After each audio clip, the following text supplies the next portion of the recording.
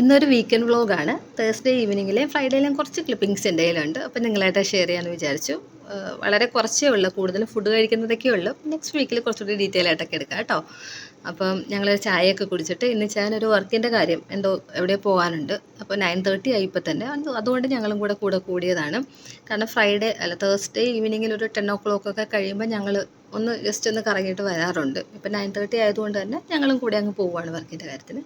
അപ്പോൾ ഡിന്നർ എവിടെ നിന്നാണെന്നൊക്കെയാണ് ഞങ്ങൾ ഡിസ്കസ് ചെയ്യുന്നത്.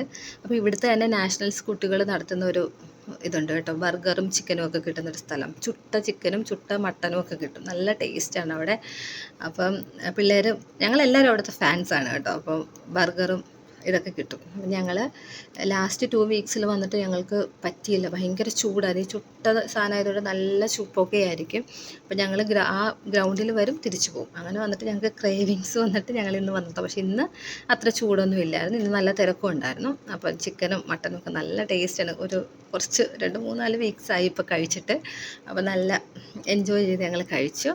അങ്ങനെ ഇന്നത്തെ തേഴ്സ്ഡേ അങ്ങ് കഴിഞ്ഞു. പിന്നെ ഫ്രൈഡേ മോർണിംഗ് ആയപ്പോഴത്തേന് അപ്പനൊരു ചാഞ്ചാട്ടം, നമുക്ക് പുറത്തുനിന്ന് പൊറോട്ടയും ബീഫും കഴിക്കാമെന്ന് പറഞ്ഞ് പിള്ളേരെ ഇളക്കിക്കൊണ്ട്. അപ്പോൾ അവർ പൊറോട്ടയും ബീഫും കേട്ട് കഴിഞ്ഞാൽ പിന്നെ അവർ ഓക്കെയാണ്. അങ്ങനെ പൊറോട്ടയും ബീഫും, ഞങ്ങൾ അപ്പവും സ്റ്റൂവൊക്കെ കഴിച്ചു. അപ്പോൾ ഫ്രൈഡേ ഇച്ചായൻ്റെയാണ് കുക്കിംഗ് ഡേ. പക്ഷേ ഞാനൊന്നും ചെയ്യാറില്ല, എനിക്ക് റെസ്റ്റാണ്. ബട്ട് ഇന്ന് ഞാൻ പറഞ്ഞിരുന്നു ഒന്നും ചെയ്യേണ്ട, കാരണം മത്തിയൊക്കെ ഞാൻ റെഡിയാക്കി വെച്ചിട്ടുണ്ടായിരുന്നു ഫ്രിഡ്ജിൽ. അപ്പോൾ ഞാൻ പറഞ്ഞു ഞാൻ പെട്ടെന്ന് മത്തിയൊക്കെ ആക്കാം. അപ്പോൾ ഇവർ പറഞ്ഞു ഫുഡൊന്നും വേണ്ട, ഞങ്ങളുടെ വയറ് ഫുള്ളാണ്, നമുക്കിന്നൊരു മൂവി കാണാം, ബാലൻ മൂവി കാണാമെന്ന് പറഞ്ഞിട്ട്.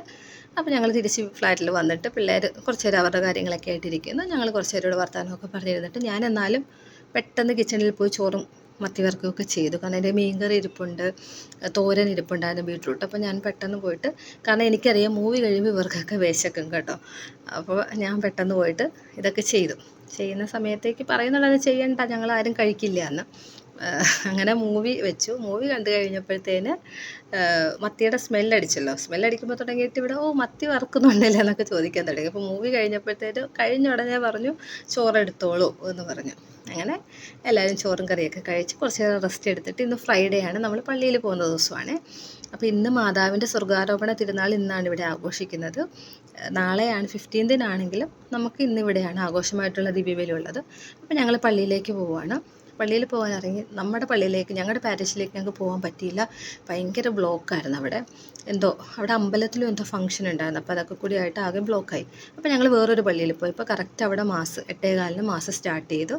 അപ്പോൾ കുർബാനയൊക്കെ കൂടി, മാതാവിൻ്റെ പെരുന്നാൾ കുർബാനയായിരുന്നു, അതൊക്കെ കൂടി. അവിടെ നേർച്ചയുണ്ടായിരുന്നു. അപ്പോൾ നേർച്ചയെ കുറിച്ചപ്പോൾ ഭയങ്കര ഹാപ്പിയായി, കാരണം കുർബാന മിസ്സാവുമെന്നാണ് വിചാരിച്ചത്. പക്ഷേ മിസ്സായില്ല, ഞങ്ങൾക്ക് കുർബാനയും കൂടി ഞങ്ങൾ നേർച്ചയൊക്കെ കഴിച്ച് ഹാപ്പി ആയിട്ട് തിരിച്ചു വന്നപ്പോൾ ഇനിയിപ്പോൾ ഡിന്നറ് നമുക്ക് വെജാക്കാമെന്ന് വിചാരിച്ചിട്ട് ഉടുപ്പി ഹോട്ടലിൽ വന്നു.